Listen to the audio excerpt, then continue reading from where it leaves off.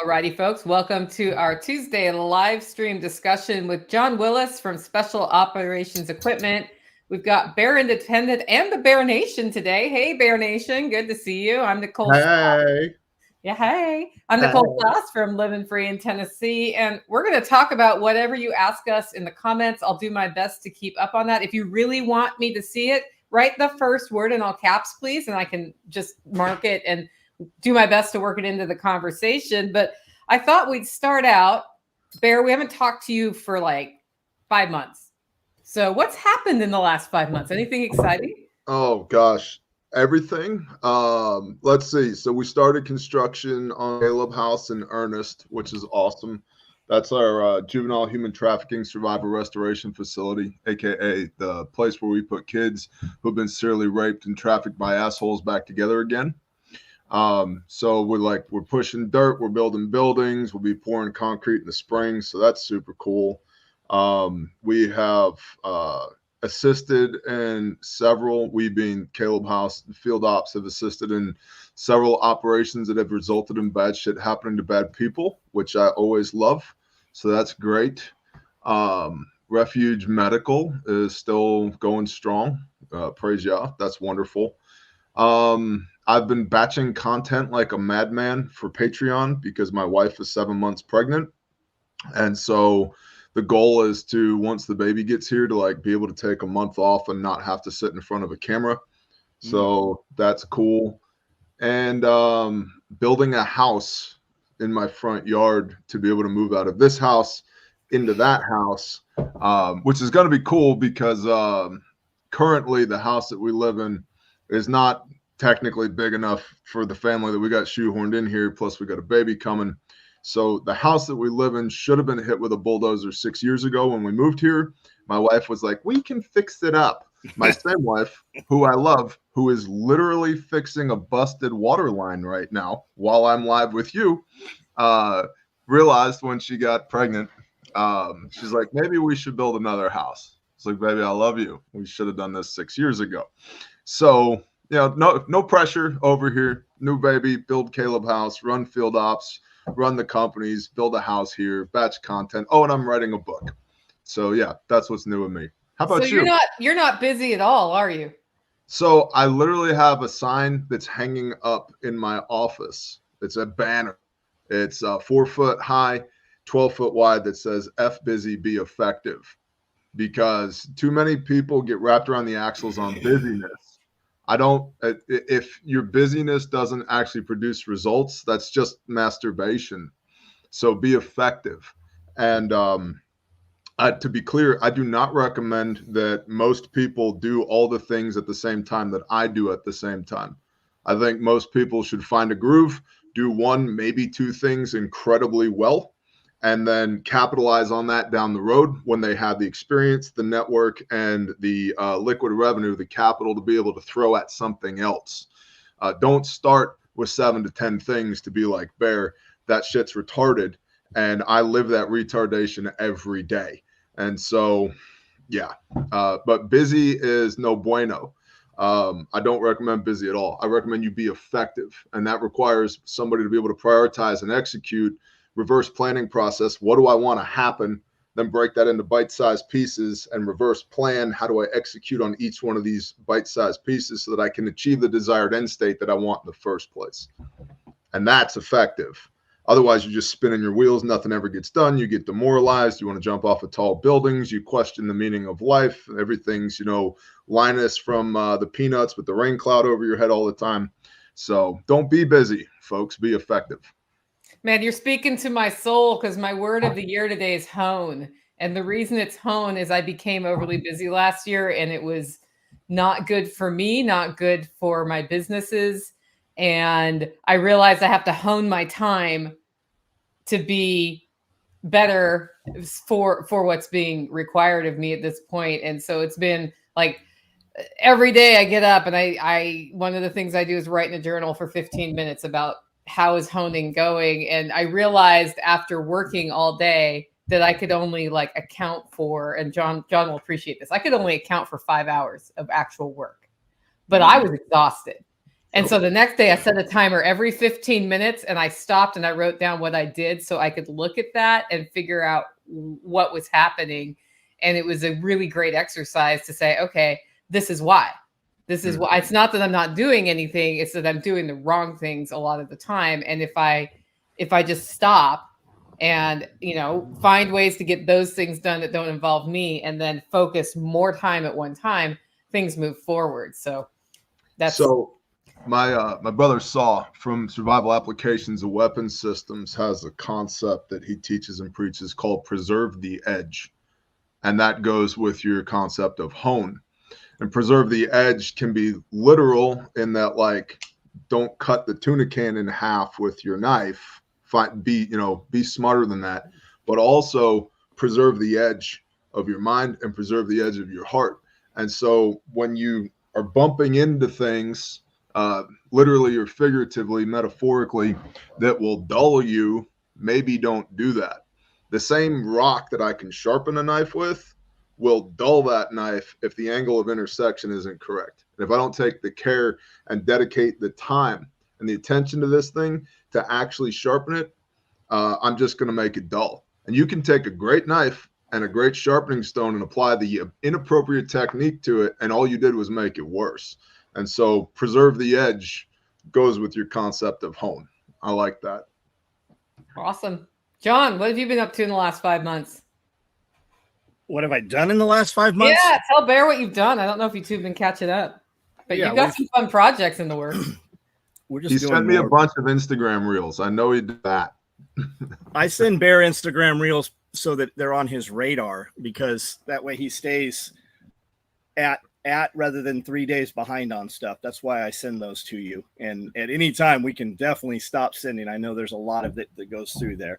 I just try to get it into your head as it's happening. Good, bro. I just like messing with you. Yeah.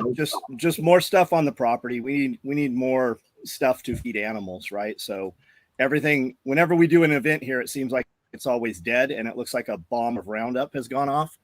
So like today we're bringing in straw for, just protection and warmth for animals. We've got 0-degree temperatures coming in. Just more infrastructure, really. Just a ton of stuff we've kind of pulled out of the outside and into the inside. So just SOE business, a lot of stuff inside the building. Yep. That's pretty cool. Talk to him about, about Homestead Apprentice, Bear?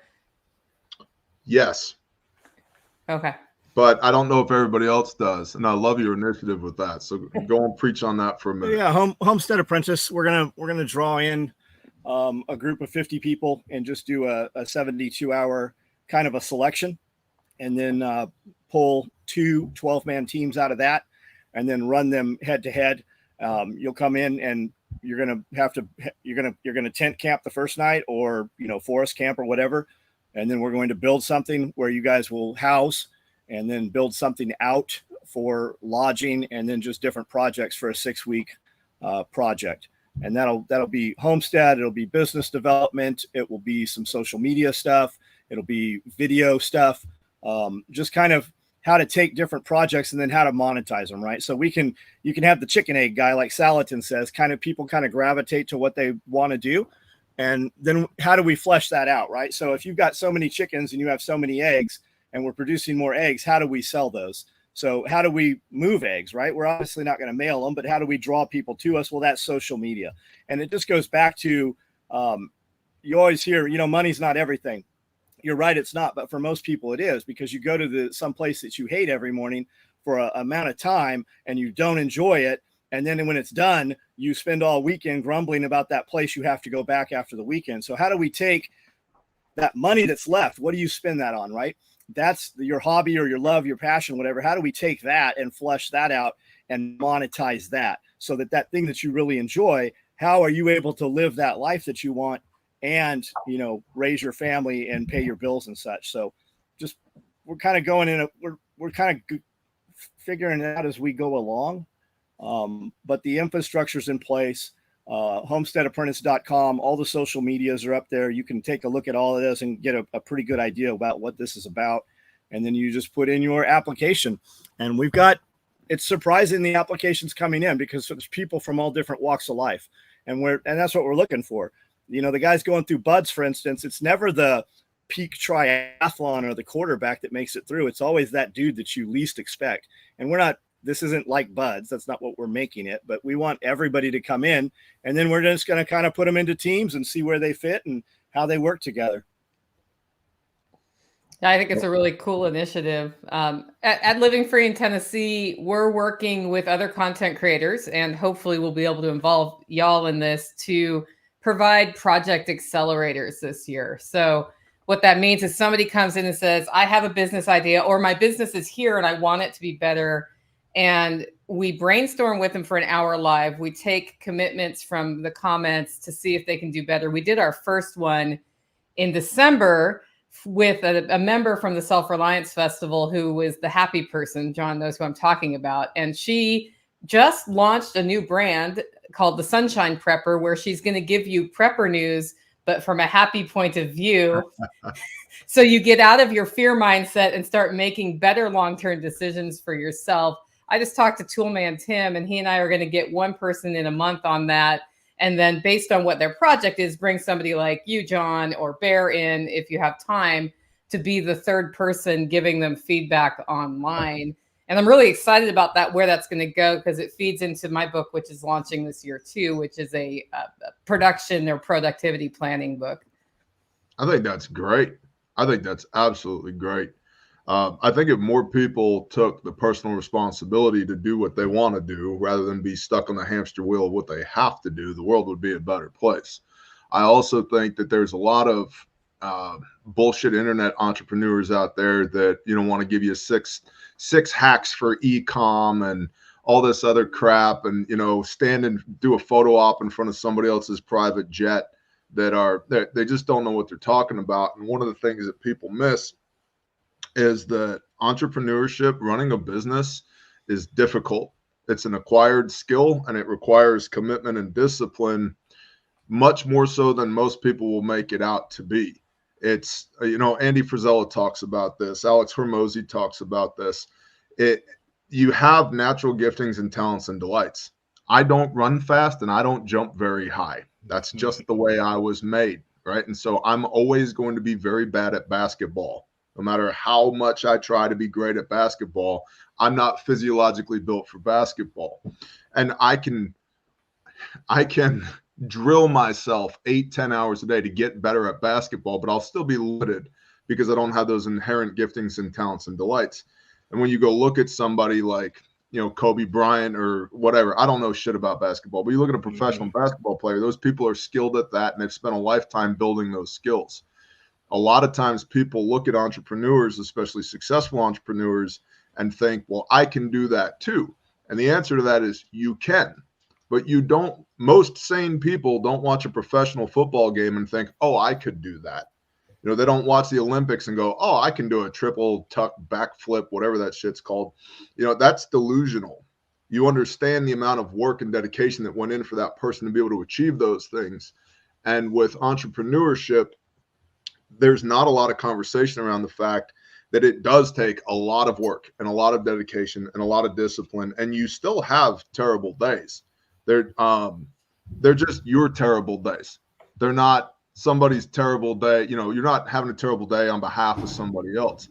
And the flip side of that is the great days are your great days. They're not great days on behalf of somebody else. And so I think it's an awesome, almost kind of like incubator, what you're talking about. I think that's great to get that external opinion on the means, methods, TTPs, about how to actually run a business, build a brand, all of that, to shine some light on some of that, those areas that aren't really talked about. Like, yeah, you need a brand. Cool. For most people, that means like I have a logo and social media now. Like, that's not a brand, right? A brand is what people feel when they interact with your company. Like SOE has a brand. SOE is known throughout the world. You know, when you buy something that says special operations equipment on it, you can literally bet your life on it. That's a brand, right? It's not simply that I got a logo built and I've got this social media handle, now I'm branded. Or like a brand can't exist in a vacuum. You have to have customers to establish the brand, to give you the feedback about the brand. And if you don't service those customers and service those customers well, take care of them, that brand isn't going to last very long, because most people start businesses to generate income, when the reason a business should exist, if it's going to exist for any length of time, is to solve as many problems for as many people as possible, and solve those problems the best way possible, giving the giftings, talents, and delights to the founder and the team that supports the founder. And so if your goal is to solve a problem, people need eggs or whatever, people need happy prepper news. That's a great problem to solve, by the way. If that's the goal, solve that problem for as many individuals as possible. And then sooner or later, all those individuals become an army, and they're out there evangelizing for your brand on your behalf because of how well you took care of each individual customer. And then, yeah, sorry, I could do that for hours, but I love it.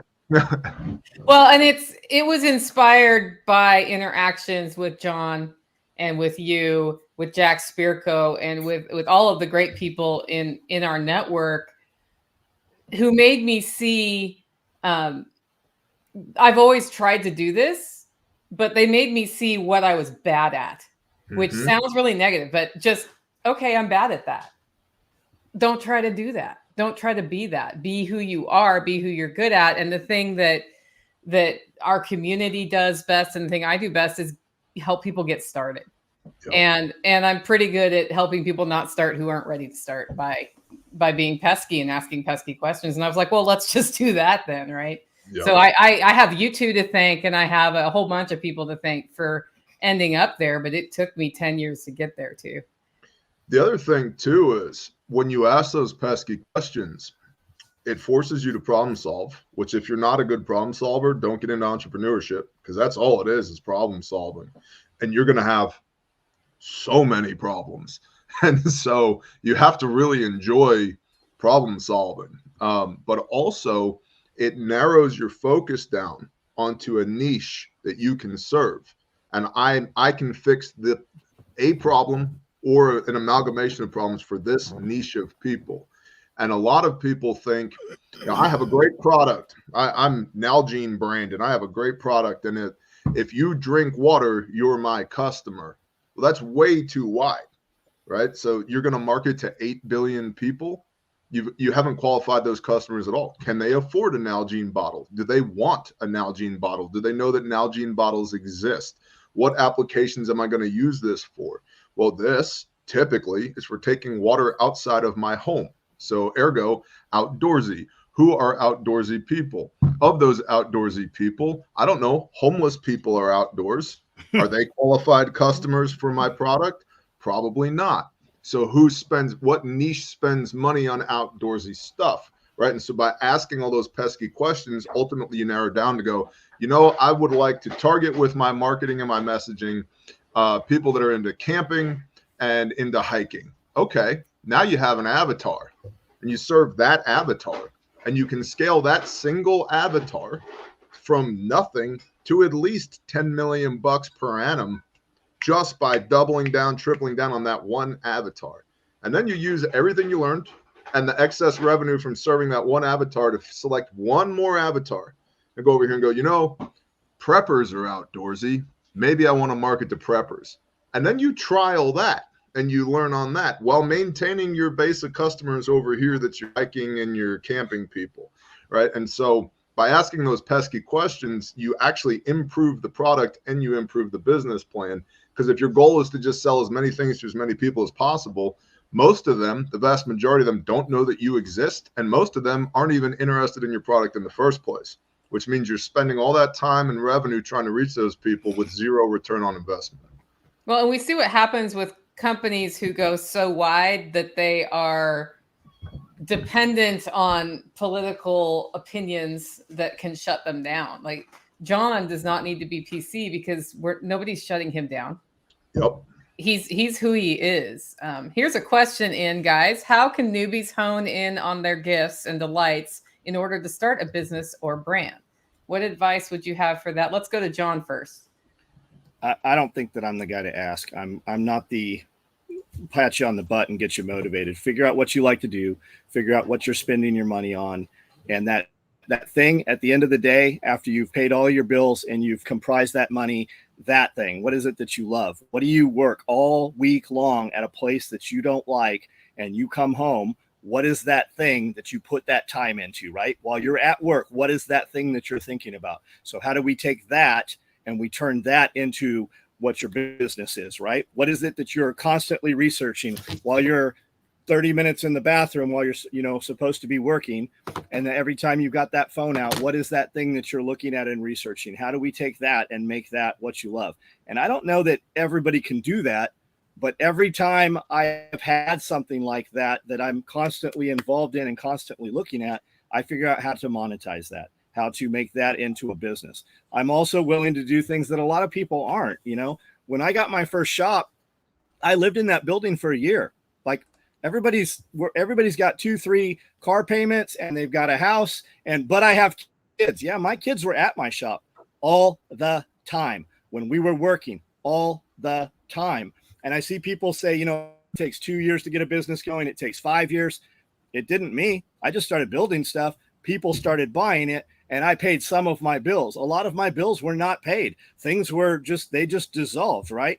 I didn't have an extra electric and an extra water because I lived in the building. I lived in the building for 6 months with no water.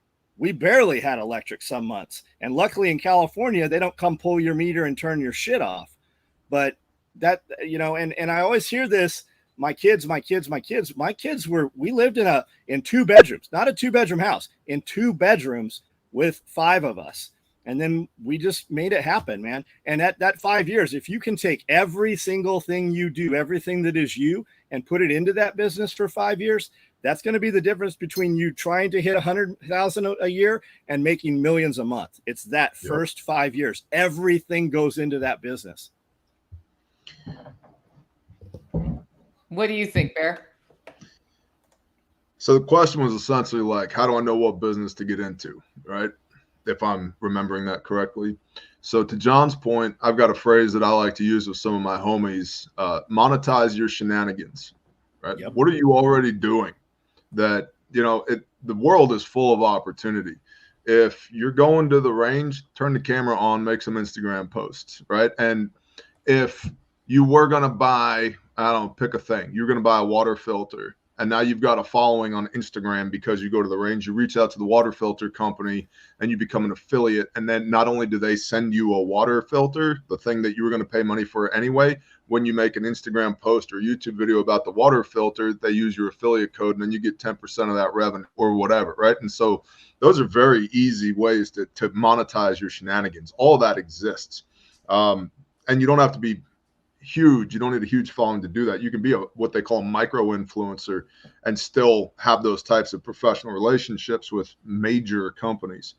But more than that, I would look at, and I've got a video on this in the CEO Bear series on YouTube on Bear Independent, giftings, talents, and delights. And then what do you know how to do? What do you like to do? And what are you good at? I would literally make a list of those things. And you draw a Venn diagram, 3 overlapping circles. What do I know how to do? What do I like to do? And what am I good at? Because there's things I know how to do and I like to do that I'm not very good at. And there's things that I'm good at and I know how to do that I don't like to do. I'll give you 2 examples. I know how to play guitar. I like playing guitar. I'm not very good at it. Okay, so monetizing that in order to be better at playing guitar, I would have to vastly increase the amount of skill that I have for that to be marketable. So probably not viable. So now you can Pareto principle, you can 80-20, you can cut all the excess bullshit out of the things that you could do based upon what I know how to do, what I like to do, and what I'm good at. I know how to pour concrete. I've poured over 1 million yards of concrete in my life thus far. I know how to do it. I'm good at it. I hate concrete.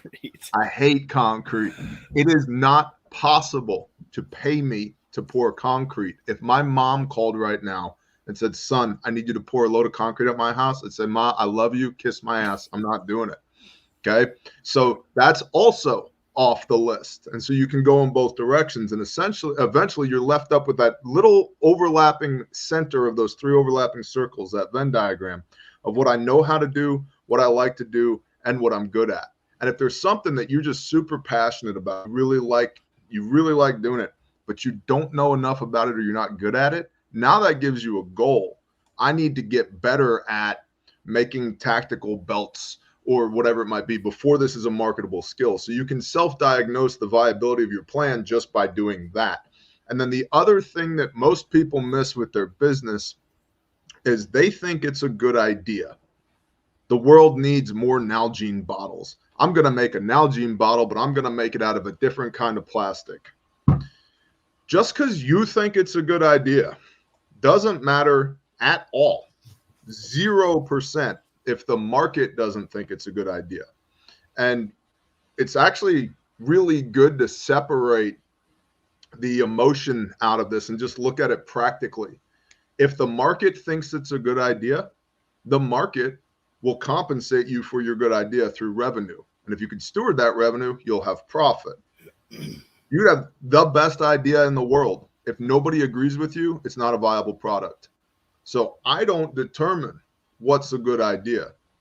I present options to the market, and then the market tells me what's a good idea. And what the market says is a good idea, if John's selling 500 belts a month, my guess is John's going to keep making belts. If I'm selling 500, 1,000, 2,000, 5,000 bear facts a month, I'm going to keep making bear facts, regardless of this other product that I offer over here. I think this is the best thing since sliced bread. The market doesn't. So now I can continue to dedicate resources, time, which is the most precious resource that you have, and money, which is a close second, to try and make the market want this other product. Or I can just go, streamline, optimize to produce the thing that the market wants. Then that optimizes revenue, cash flow, which I can optimize for profit because I have economy of scale. And now that is what Birth Refuge Medical. Correct, Dudley. Shalom, bro. And now I've got this excess revenue, AKA after-tax money, AKA profit, that if I decide, you know what's cool? Living on a yacht's cool. I can go buy one. Or I want to buy 10,000 acres. I can do that. And so the market determines the value of the product. You don't. And that's really important because so many people are super emotionally invested in their business and their product or their service without realizing, again, your job is to solve problems for the market. And the market will tell you what's the best problem that you're solving. And then you lean into that. Well, you are your product. Nicole is her product, right? The most valuable thing out of all of it is the audience, because you can change the product. We can change the monetization. But if you just start whatever it is you like doing and you start documenting that journey, the people who are interested in what you're doing will show up. The people that like that Bear's beard is full, they will show up, right? Whatever it is that they like, whatever that brand is, he's the poster boy of that band, and they will show up for that. And he can deviate and we can ebb and flow a little bit. They show up for Nicole. Nicole doesn't give you a product, right? You don't order something. Well, she does with coffee, but really most of her coffee is sold because Nicole sits in front of this camera and talks about her day to day, and people who align with that and people who like her voice and they like her presentation, they will show up for that. And every one of you has that. You could just be into collecting rusty bolts. I promise you, if you set up social media and every day you show a different rusty bolt, you will be surprised that there is an audience for rusty bolts. And it doesn't really matter what it is you're doing. Just be consistent with doing it. And if you put out one thoughtful post today on social media with your hashtags and your text, and then you put up your shorts and put up several shorts, or like we sit and I just talk to a couple different people every week, and then we take those and we break those down into shorts. We're about to hit 100,000 on the TikTok for the Pulling the Thread podcast. And I'll bet you that most of those people on that TikTok have never watched our podcast. They've never crossed over. That's actually where we're lacking, is the TikTok monetization and the crossover and getting them to another platform. We know that. We're working on that. Instagram's easier because we started, 10 years earlier. With that said, though, I've run my YouTube channel for over 14 years now. And my buddy Jeff from Pulling the Thread podcast, his is less than, I think, 6 months old. And he's already getting more engagement than we are because he's not throttled back in the manner that we are. So really, I should break all of those into individual, but I didn't want to have to start over with zero again. So we kind of did it backwards. We probably will break those up. But every one of you, every single one of you the audience. If you have the audience and you have those people, you would be surprised if you just said, hey, I'm going to start this new endeavor. Would you be interested in funding this in some manner, even through, Patreon, for instance? I've had Patreon for over a year. Jeff's had Patreon for, I think, 60 or 90 days. And Jeff has, I'm about to hit 1,000 on Patreon. I think he has 100, but his revenue is 3 times what mine is, simply because he has higher levels of revenue on there. Yep. Every one of you has the ability.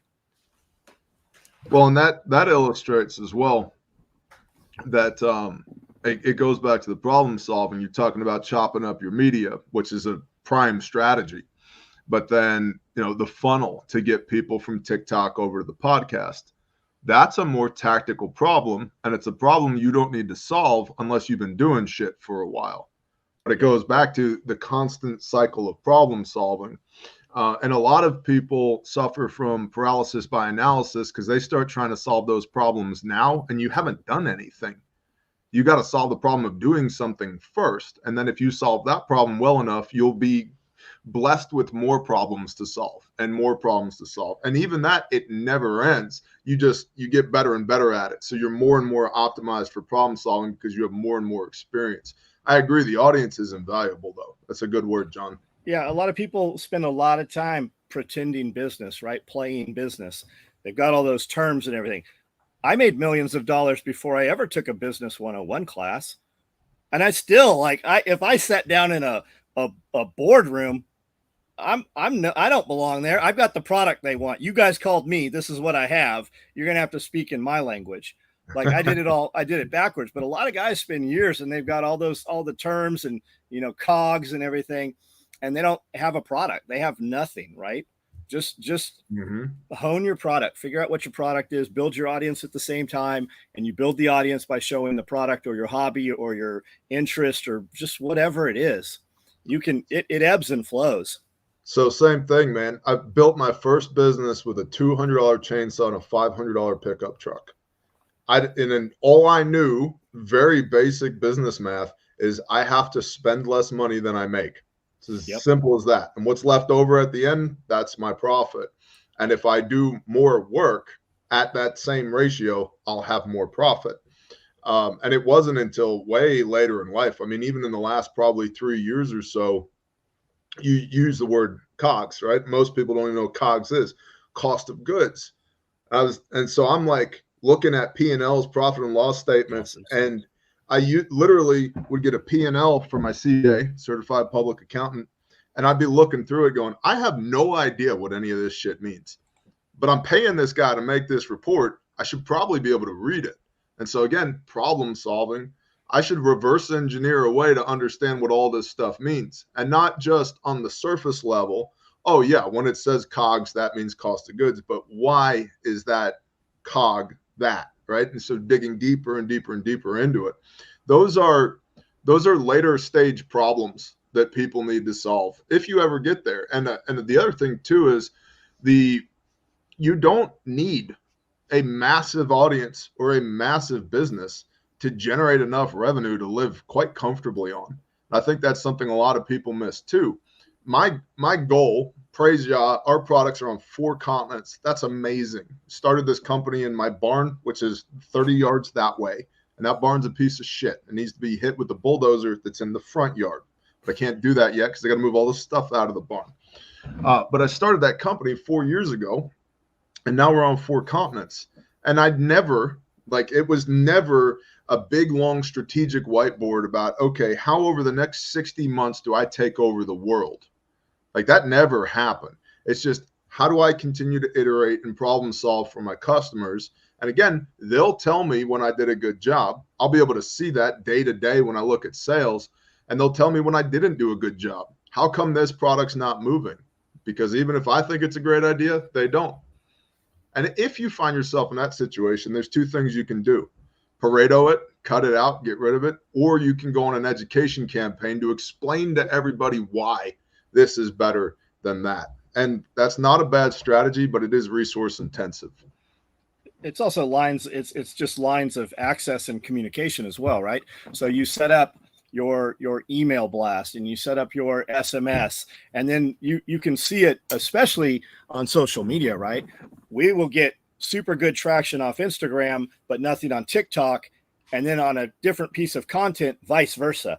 And it's the same thing with products. We have one product when we show it over here that we sell out of it, but then when we restock it and we show it over here. Now, is there crossover between there? You have to collate that, but it is different, man. It's just putting it in front of different sets of eyeballs at the proper time also. And sometimes we just don't know when that proper time is. 100%. Yeah, timing is important, but it's not something you have 100% control over.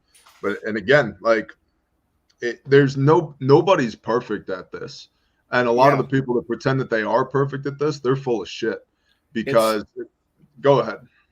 Entertain, educate, equip, right? So entertain them. You've got 3 seconds to capture them, maybe hold them for 10 seconds, educate them, give them something they take away that they didn't know they needed, or something that will stick with them. And then the equip. We sell equipment. So that is the commitment to the sale, and simply ask. Most people stop.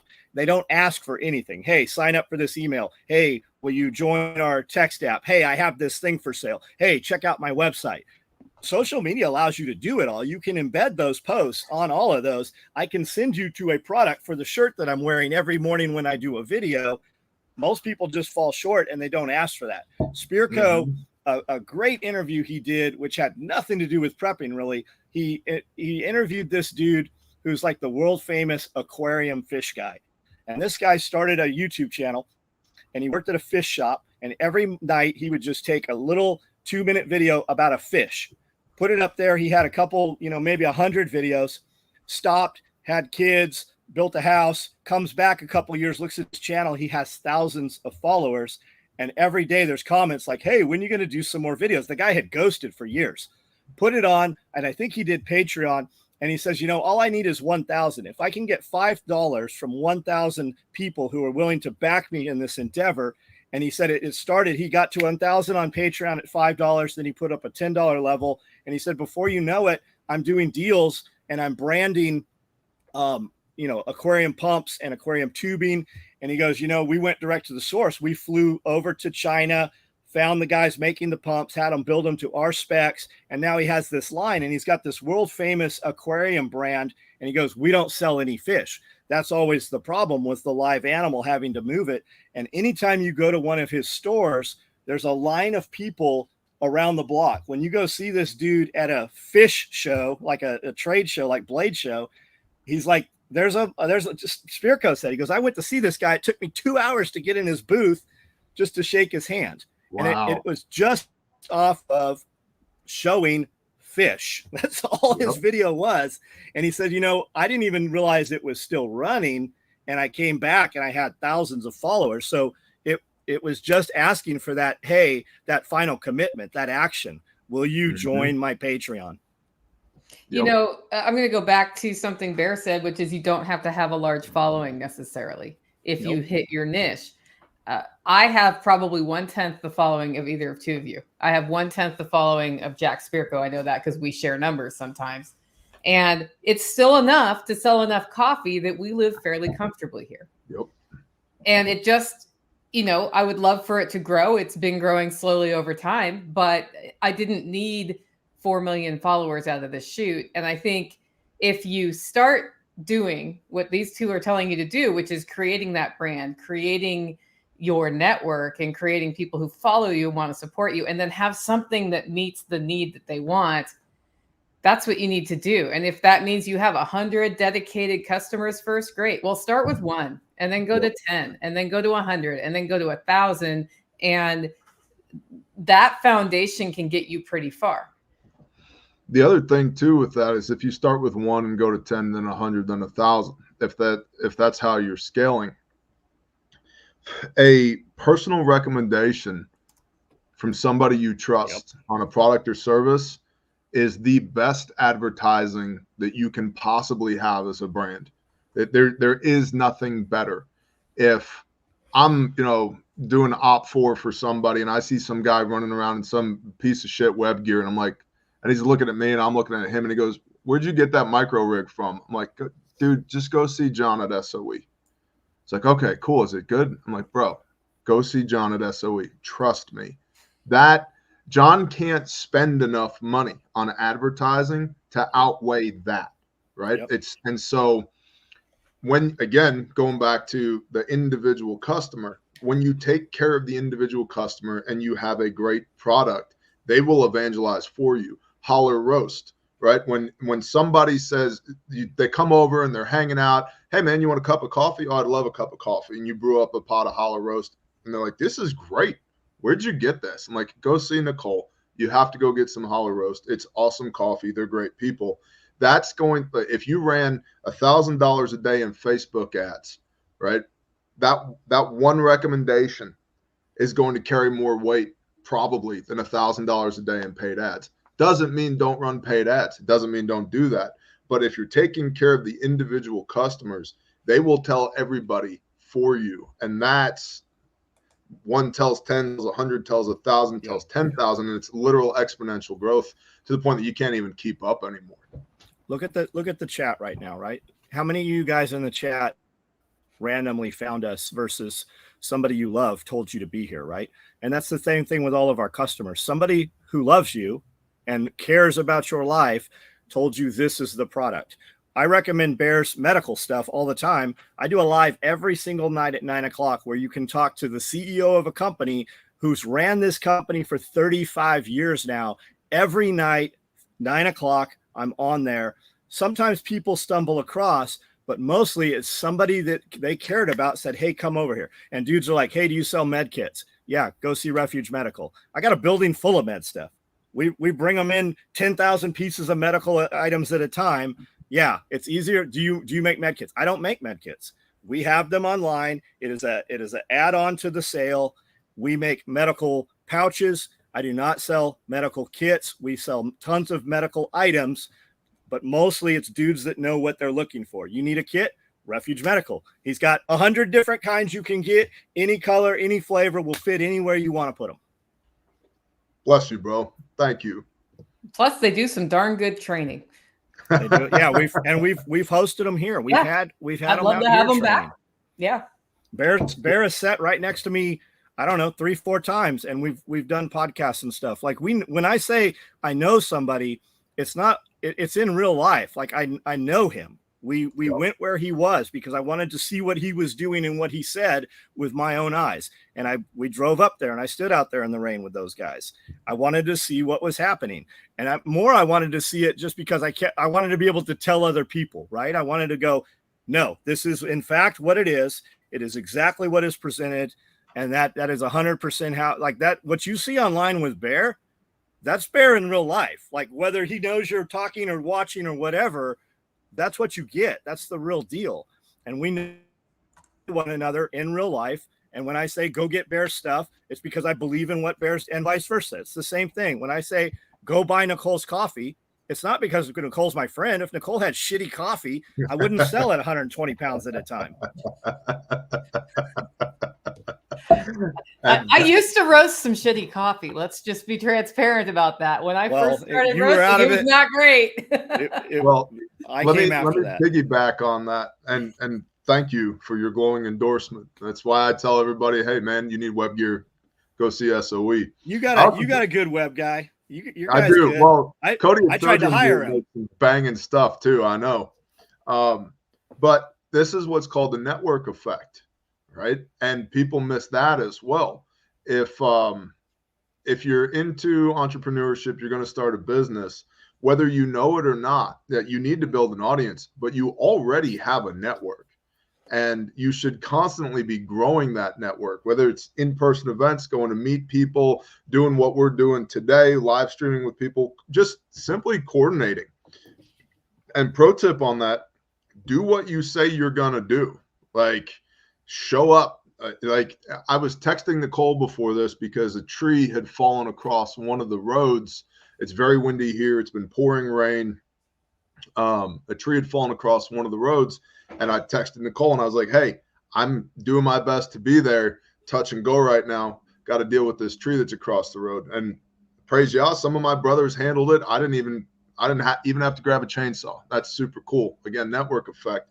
But and do what you say you're going to do and be like, The people who succeed in business, there's this idea of all like the evil capitalists, right? It's like they're actually pretty good at what they do. If they weren't pretty good at what they do, they wouldn't have the money to do all the evil shit that they do, right? And they have a network, that the good old boys network, the good old girls network, that's real. You already have a network. You should work your network, and you should continue to seek to grow your network.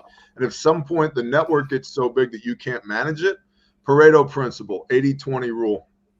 80% of these people that you're interacting with on the regular are maybe contributing 20% to whatever the end goal is, whether it's the profitability of the company, raising awareness, the joy in your heart.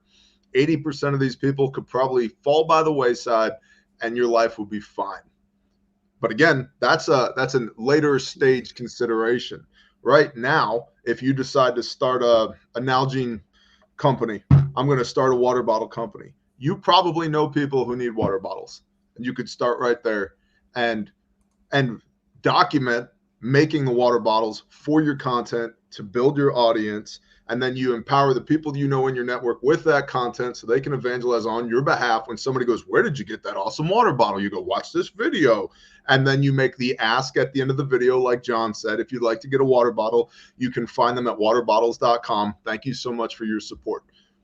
And then you do a promo where SOE makes a water bottle holder, and inside of the water bottle are holler roast coffee beans. So now you've partnered, and then you get promotional access across multiple platforms to grow your audience, blah, blah, blah, blah, blah. All that's network effect. And there's so much business shit that happens behind the scenes that people never see.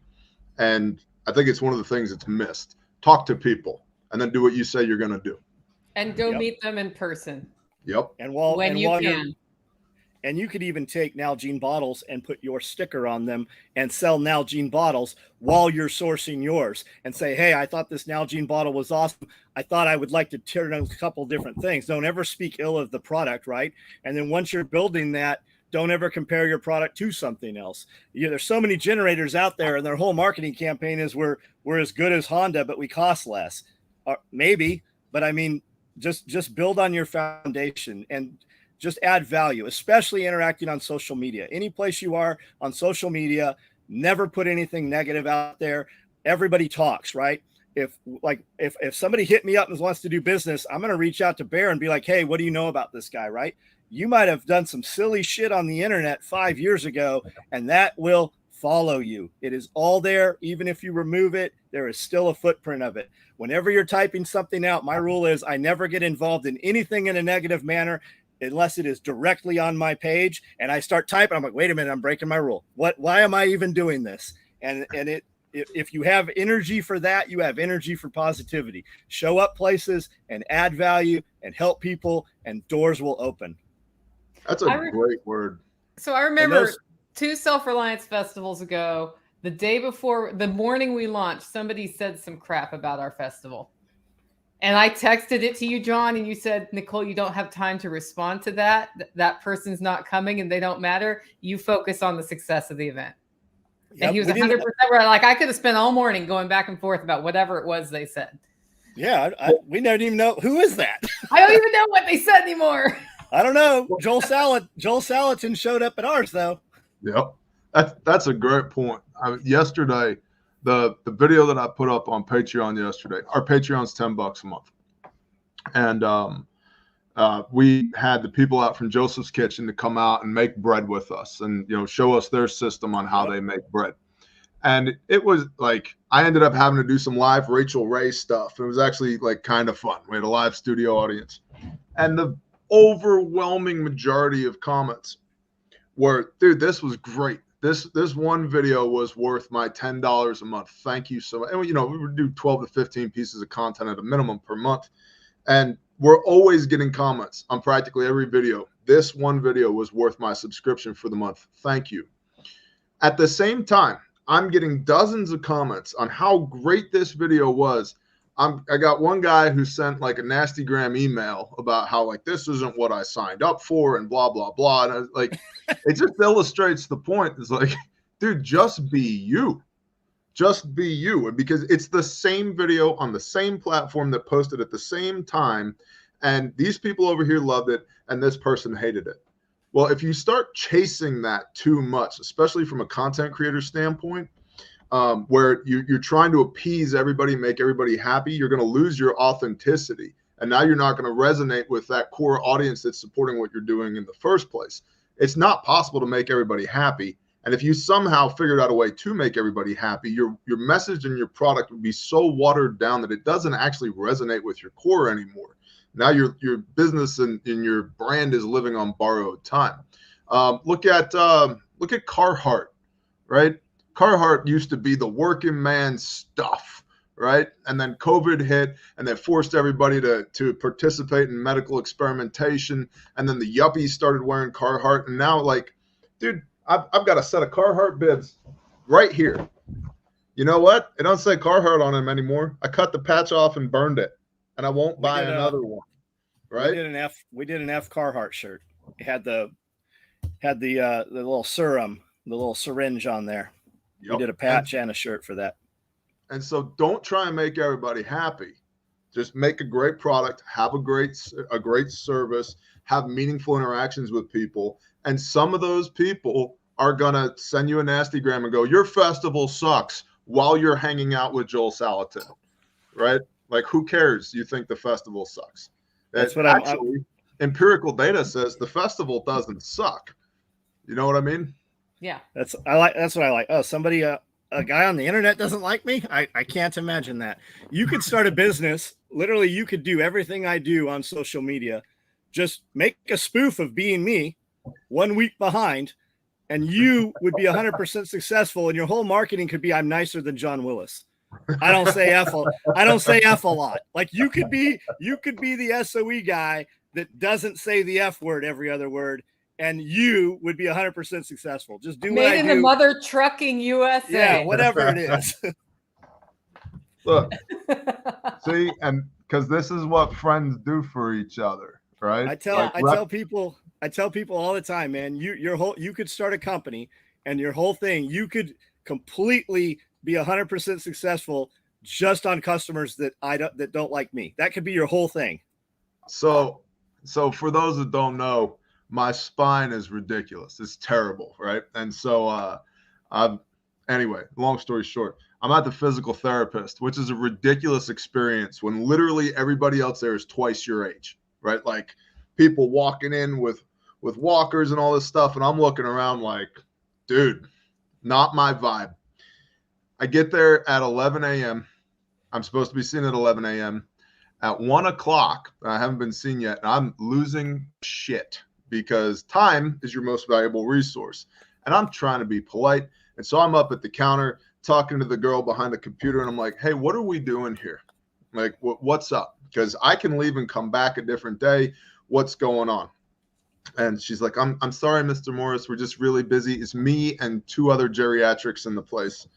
Anyway, so while I'm standing there talking to the lady, this 85-year-old woman comes up behind me, and I can just feel eyeballs burning a hole into the back of my head. And I turn around and I said, yes, ma'am. Are you okay? Can I help you? And she goes, I was reading the back of your sweatshirt. Yeah. I said, yeah, made in the motherfucking USA. And she looked at me like, I said, you have a blessed day, ma'am. I'm out. I can't take it anymore. I'm about to end up on the 5 o'clock news. And that's the thing, right? You are about that, and that resonates with people. And in fact, there's probably even people on my chat right now going, Bear said MFer. Yep. I'm just thinking that. We should hang out in real life sometime. You'd be amazed. Yeah. Because some of the things, I never censor what I want to say, the core of what I want to say, but I absolutely try and police my 4-letter speech when the camera's on, because I know there are some 85-year-old women in our group. I've had people say, well, you must not really be a follower of Jesus the way you talk. I'm like, well, that's fun. Let's play that game. But it is what it is. And you being you is part of your brand. And even if somebody started SOB Tactical or whatever, right? And all they did was copy you, they'd still never be you. And even if they tried to be you, they could never catch you because you have 35 years of experience at this point, right? They could have millions of dollars invested in their company and they could run all the paid ads and, you know, sign up with Leviathan Group and get every cool guy on YouTube to rep their stuff. They'd still never catch you because they're inauthentic. And it's one of the things that I actually enjoy about the marketplace right now. So many people got freaking red pilled. So many people are waking up that they're looking for authenticity. They want somebody that their motto is made in the MF and USA, right? They want somebody that's not going to be nice to them because so many people can sniff through the niceness now and go, wait a minute, this is bullshit. I want something real, something authentic. Yeah, I value my authenticity more than your sensitivity. And we just end the conversation right there. Whenever you have a bad day, when one of those people approaches, when you have a bad day, we'll be there to help you no matter what. All you got to do is just ask, right? We'll be there no matter what you think about what my clothing says or what comes out of my mouth. We will still be there. You let me know when you need help. And that's always the end of it. Somebody on here asked why the right doesn't organize their FUD as much as the left does. And I have a theory about that. That's why I wanted to bring that back up. It's that I don't know a lot of people on the left. I know business owners. I really don't have friends that don't have businesses. And we're busy with businesses and raising kids and raising families. And never did I think I'd be talking about grandchildren. And everything I've said for the last year is grandchildren and multi-generational because we're busy living. We don't have time to go knock on people's doors and convince them of a make-believe world. We're building our lives and our futures. And I'm building the future for people in my family who aren't even born yet. Amen. And that's why we're not busy playing the reindeer games. We just don't participate in the make-believe bullshit. But anybody is welcome to come here at any time and see what is actually here. If you think things look so cool on the video and that can't be how it really is, you can walk in and see every bit of the wreck, which is my life. Like that's literally how shit is. When you come to an event here, we don't clean shit up and sterilize it. It's exactly how it is. You see 100%. Yep. Okay. So Bear, I know you have a hard stop coming here in a few minutes. So let's go once around the horn and just, why don't you start by talking about the ruckus and we'll go from there. I'm having a little trouble with my screen share. So it's not, here we go. I'll be able to pull up your website for that too. That's so fancy, Nicole. You're so good at this. Well, it's what I do, man. It's what I do. Great job. Great job. I approve. The Ruckus, refugeruckus.com. And what the Ruckus is we're going to throw on rucksacks and we're going to ruck through downtown Fort Smith, Arkansas. That is March 8th through 10th, 2024 in Fort Smith, Arkansas. It is specifically to raise funds and awareness for Caleb House. Caleb House is our 501c3 not-for-profit anti-human trafficking ministry. And unlike a lot of people out there that somehow have the time and money to make videos about raped kids bad, we actually rescue raped kids and then go one step further and put them back together again. And because I will take $0 from the federal, state, or local governments to do that, we are 100% self-funded. We're self-supported. And that support comes through y'all. And so the Ruckus is just one more tool in our toolkit to be able to raise funds to continue to do this. It's a Friday, Saturday, Sunday thing. So on Friday, we'll have vendors and speakers. I'm hoping John's going to be one of them, not to put him on the spot in front of all these people, but I'm hoping John will be one of them. John's coming. I don't know what I'm doing. I'm coming. Okay. Well, you be there. We'll figure it out when you get here. Whatever you want to do, you can do. As long as it's legal, moral, ethical, you're good to go. But so we'll have speakers and workshops and vendors on Friday. Saturday is Shabbat. If you don't want to do Shabbat with us, you don't have to, but we're going to have worship music. We're going to have bands. We're going to do a Bible study. We're going to fellowship, hang out, the whole nine. And then Sunday morning, we ruck. And it is, we started with a 12-mile ruck. And I had several professional warriors come up to me and say, hey, we can do this. I don't know if you want to start day one with a 12-mile ruck. Like maybe build up to that with your audience. I said, okay, what do you suggest? They said, why don't you do a 5K? It's like 3.2 miles. Roger that. 3.2 miles. So we're going to do a 5K. There's different weight categories. If you want to push a stroller or carry a toddler, congratulations, you're a mother rucker. And then we have weight classes up from there. And so I will be carrying 50.5 pounds because the average age of a trafficking survivor is 12 years old. On average, they're female, 2/3 girls. And so the average weight of a 12-year-old female girl is 101 pounds. So I'm going to carry half of her, and one of my brothers is going to carry the other half. And we're going to march through downtown Fort Smith, Arkansas, go get our ruck on. There'll be local and hopefully national media there as well. And it'll be an opportunity to interface with a whole bunch of content creators and personal brands that you know from the internet and to fellowship with one another. It's also a great networking opportunity. A lot of people complain they can't find like-minded individuals. This is a way to do that, just like Self-Reliance Festival is a way to do that. All the details are at refugeruck.com. And if you can't come see us in person, you can be a remote rucker as well. And hopefully the idea here is that you're going to come and ruck and you get people in your community or in your faith group or in your business to sponsor your ruck. And so if you get $50 from everybody in the office to sponsor your ruck and there's 12 people there, that's an extra $600 that has been raised. And we're unapologetic about this. The whole point that we're doing this is to raise money for Caleb House because nobody is doing shit about the rescue and restoration of children. And that is something that is near and dear to our heart. And I have to do this. That's something that's between me and the creator.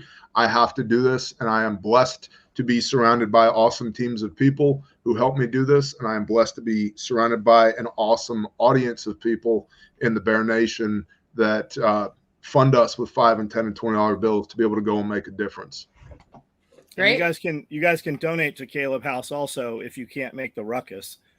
You can see where I donated on there too. I don't ever tell somebody to do something that I have not done. You can go in there and find mine and then put yours however you want to put it in there. Bless you, brother. Thank you. Yep. John, what do you got? Are we ending? Is that what we're doing here? I do a live every night at 9:00 on YouTube. Special Operations Equipment is I'm everywhere. You can find me on any of the platforms. We do several podcasts every week, and I do a live every night at 9:00. If you want to hear my foul heathen mouth every night and you have not got enough here, if you want to see the real me, 9:00 on this YouTube channel. And really the first few minutes of the deal, I walk around and show you all the gear that we made each day. I shoot that video from the Sew Factory, and then we just talk about whatever you guys want to talk about. It can be homesteading, lifestyle design, business, social media, literally anything, that whole conversation. And we run between 90 minutes and 2 hours typically every night. And that conversation is driven by your guys' interaction. Great. I'm Nicole Sauce from the Living Free in Tennessee podcast and Holler Roast Coffee. I saw a lot of questions about what my website is, and it is hollerroast.com. If you are interested in premium, fresh roasted to order coffee, that is how we differentiate ourselves, to the person who asked how we differentiate ourselves. But mostly people buy it because they want to support me and the other neighbors in the Holler Homestead community. So check that out at hollerroast.com. And if after the ruckus, you feel like you want to have more fellowship, consider coming to Self-Reliance Festival. Self-Reliance Festival is April 6th and 7th, which is the weekend after Easter, just in case that matters in your schedule. And we'll have some great speakers out there. We've invited Bear, but we're not sure what his schedule looks like. And we have 2 different events this year. But we do raise money for a nonprofit at this event as well. And our spring fundraiser is also for Caleb House. So that is kind of locked in stone. It's Caleb House in the spring, and then in the fall we raise money for the Dark Horse Lodge. So check that out, selfreliancefestival.com. Guys, thank you so much for joining us today. We will see you next week.